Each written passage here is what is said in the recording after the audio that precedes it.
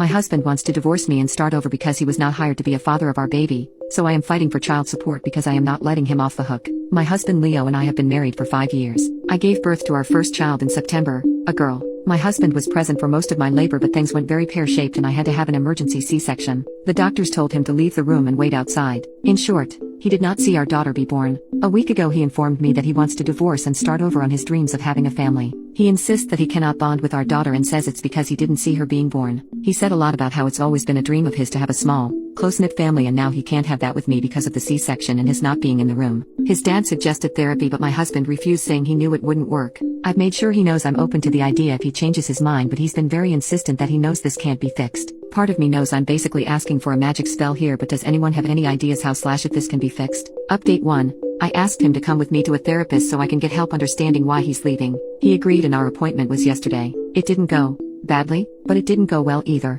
He was very upfront with the therapist. He didn't try to mince words or refuse to answer questions. He told the man, they got to bond the entire pregnancy. That baby is made of their body. I can't compare to that. My work started at birth and I wasn't there, so I don't feel like I ever got hired, if that makes sense. Yeah, he compared it to not having an employment contract. The therapist was very focused on trying to help me understand, and I appreciate that. No complaints with him. I'm still completely in the dark, though, and my husband has started talking about choosing a lawyer. He says he wants a clean break before his daughter gets too attached. Update 2. We have filed. I have taken daughter and moved back in with my parents, who aren't very happy about the divorce but are thrilled to have the chance to nanny daughter. Life was in stasis for about a week after my last post until father-in-law asked us to come over for dinner. He informed me that Leo had asked for his help paying for a lawyer. He had agreed with the requirement that we all sit down and have one last talk about the situation. He opened by saying that he thinks that getting this over with would be best for me and daughter. Leo looked a little hurt at this, so he's willing to help, but he wanted to take one last shot at fixing it. The one last shot ended up being several hours of talking.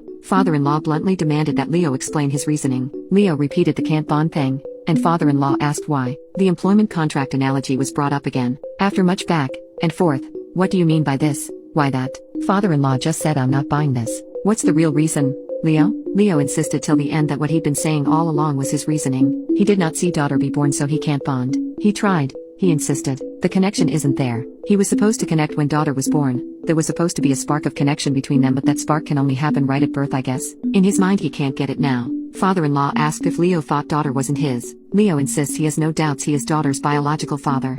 Father-in-law asked if Leo was seeing someone else. Was there a woman or another pregnancy somewhere? Leo did not react well to this. He threw his phone down on the table and said that we were free to search it. He's not a scumbag. After that, the conversation turned to post-divorce life. Leo offered up that he'd been running the numbers and would volunteer $50 a month in alimony and $50 a month in child support. He doesn't have to do either, mind, because we're divorcing and he wants to cut all ties with the kid, but he wants to be fair. $50 in alimony? Whatever. I have a job and a roof over our heads. I don't need it. $50 in child support? That is a lot less, whatever, but I'm refusing to stress about it. The court will handle CS amounts. I'm making myself not be angry and let them deal with it. I admit I tuned out most of the rest of father-in-law's attempt to talk sense into his son after that comment. I think that was when the coffin finally nailed itself shut. I started packing when we got home and went to my parents' house the next day. I'm no longer talking to Leo. His lawyer talks to mine. We haven't spoken in almost 3 weeks. I don't think I need to tell you that he hasn't shown any concern for daughter, but here I am anyway. Father-in-law asked after the failed conversation if I would be cutting him off.